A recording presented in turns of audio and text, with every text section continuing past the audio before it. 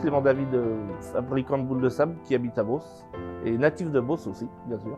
J'ai acheté en fait la maison du sabotier et du tourneur de boules de sable. La machine était avec en fait quand j'ai acheté. Donc, c'est soit je les mettais en route ou soit elle allait à la ferraille. Donc j'ai préféré les garder. Donc voilà. Comme je suis menuisier à la base, j'ai le fils du sabotier qui m'a fait voir comment on faisait les boules et les sabots. Je m'étais lancé aussi à faire les sabots aussi pour la fête des vieux métiers qui avait lieu à Beauce au mois de mai. La fabrication d'une boule de sable, il y a une première étape qui est le sciage. On démarre avec un cube carré comme ça. Donc en fait, on vient casser les 4 coins dans ce sens-là et dans ce sens-là aussi. Comme ça, on essaye de l'amener la plus ronde possible.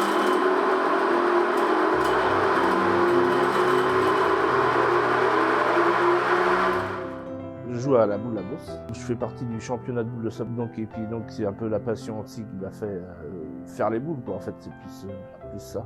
Et, des tourneurs de boules, je pense qu'il n'y en a plus guère ou presque plus. Peut-être que je suis le seul, je ne sais pas du tout. La deuxième étape, c'est après le passage au tour.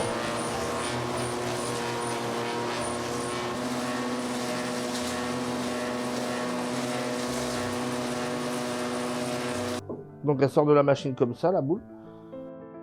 La tradition, c'est la boule de bois. Enfin, le championnat joue avec de la boule en bois. En championnat, il faut absolument jouer en boule en bois. Enfin, c'était le règlement qui était comme ça à l'époque, qui est très vieux sans doute. Justement, il faut un bois qui coule, puisque comme ça reste toute sa vie dans l'eau, une boule de sable. Parce que si elle reste pas dans l'eau à fond et puis après à sèche et elle est trop légère.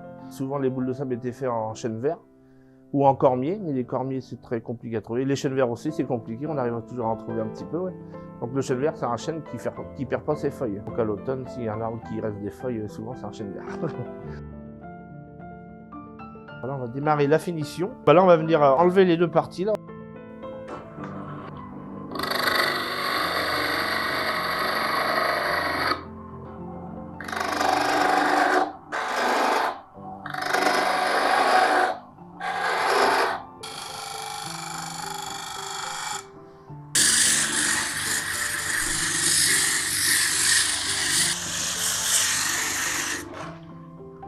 Et voilà. C'est vrai que les boules, c'est intéressant à faire. Enfin, oui, bon, y a du temps à passer, mais bon, c'est le plaisir. On vient enlever les deux bouts qui viennent sur la boule.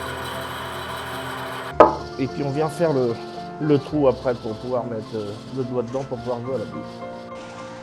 Et voilà. Je suis très fier de pouvoir faire durer ça le plus longtemps possible, quoi. Puis surtout que la boule de sable puisse continuer, quoi. Que c'est vrai que ça se perd un peu, faut se voiler la face, hein. Il y a de moins en moins de jeunes, quoi, c'est surtout ça. J'ai mon petit neveu qui est menuisier aussi, que j'essaye de former un petit peu, donc on va voir si ça l'intéresse déjà.